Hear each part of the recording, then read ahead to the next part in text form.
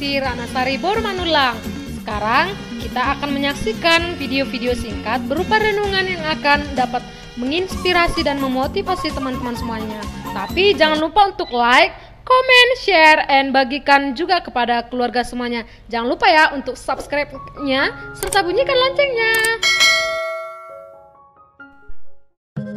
Shalom saudara-saudara yang terkasih dalam Yesus Kristus. Selamat hari Natal untuk kita semuanya dan selamat merayakan tahun baru 1 Januari 2021.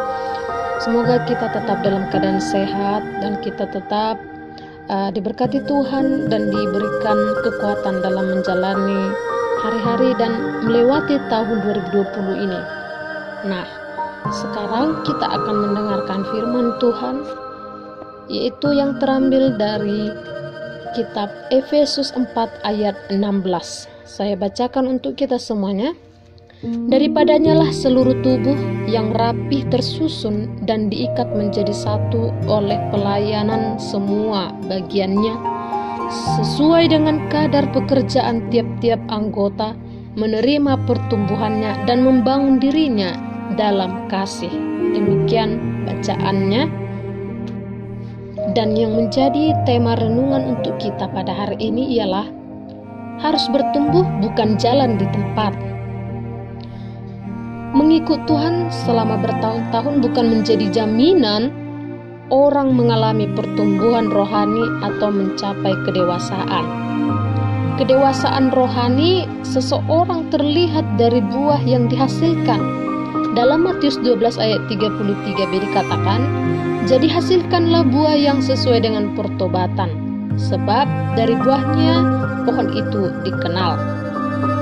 Proses pertumbuhan rohani dapat dikatakan sehat, maju atau jalan di tempat dari buah yang dihasilkan. Kehidupan jemaat mula-mula mengalami pertumbuhan rohani yang cukup pesat dan keberadaannya menjadi berkat. Sehingga dalam Kisah Para Rasul 2 ayat 47 dikatakan, tiap-tiap hari Tuhan menambah jumlah mereka dengan orang yang diselamatkan. Tak ada pertumbuhan rohani tanpa membayar harga. Jemaat mula-mula mengalami pertumbuhan rohani yang baik karena mereka mau membayar harga. Mereka bertekun dalam pengajaran rasul-rasul. Firman Tuhan adalah makanan tubuh rohani kita. Iman timbul dari pendengaran, dan pendengaran oleh firman Kristus. Roma 10 ayat 17. Karena firman Tuhan bermanfaat untuk mengajar, menyatakan kesalahan, memperbaiki kelakuan, dan mendidik orang dalam kebenaran. Respon hati terhadap firman Tuhan sangat berpengaruh besar bagi pertumbuhan rohani seseorang.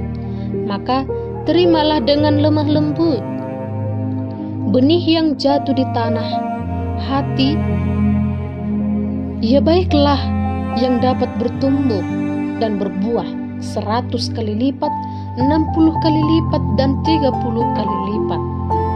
Bertekun dalam pengajaran firman Tuhan juga mencakup perenungan firman Tuhan dan tinggal di dalamnya. Jemaat mula-mula juga demikian, yang hidup dalam persekutuan.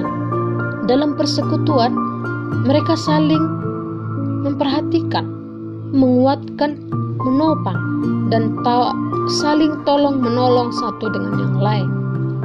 Itulah dampak dari sebuah persekutuan yang kuat. Ada sukacita, kegembiraan, dan kebahagiaan dalam memuji Tuhan. Demikian juga kedewasaan rohani ditandai adanya perubahan hidup yang nyata, sehingga hidupnya menjadi berkat. Dalam hidup ini kita tidak perlu takut. Tuhan selalu menjamin hidup kita, bukan hanya untuk hari ini dan esok, tapi masa depan kita sepenuhnya ada dalam jaminan Tuhan. Karena rancangan Tuhan itu hidup bagi orang yang percaya dan sungguh teramat baik. Janji firman Tuhan tentang jaminan hidup di masa depan kita juga demikian. Kita diajak untuk menyampaikan kepada semua bangsa bahwa kita telah dijamin, hidup kita telah dijamin oleh darahnya yang kudus. Masihkah kita ingat ketika bangsa Israel berada dalam pembuangan? Orang-orang yang berada dalam pembuangan secara logikanya mustahil memiliki masa depan yang baik. Di tengah situasi seperti inilah, tidak ada lagi harapan. Maka Tuhan memberikan janji melalui firman-Nya dan menguatkan mereka. Ini menunjukkan bahwa Tuhan tahu pergumulan yang mereka alami dan tak pernah lupa akan janji-janjinya kepada bangsa Israel. Seberat apapun pergumulan kita saat ini, Tuhan tidak pernah meninggalkan kita. Ia tidak pernah terlelap dan tertidur. Maka kita harus membangun rumah doa. Rumah doa artinya adalah sebuah bangunan yang harus kita bangun dalam hati kita, di mana di dalam rumah tersebut ada pujian, penyembahan, dan naikkanlah pujian syukur kepada Tuhan, serta kesiapan hati dalam memuji Tuhan dan menaburkan benih-benih firman Tuhan dan bertumbuh menjadi berbuah. Saudara-saudara yang terkasih, masa depan yang gemilang adalah kepastian bagi orang percaya. Apa yang telah Tuhan rancangkan pasti akan digenapinya. Demikian halnya dengan kita. Kita diajak untuk selalu bertumbuh, bukan jalan di tempat. Sebentar lagi kita akan melewati tahun 2020 menuju tahun 2021. Maka kita harus memiliki resolusi di tahun yang baru ini, yaitu memiliki kedewasaan rohani yang dapat bertumbuh dan menghasilkan buah yang baik. Demikian firman Tuhan.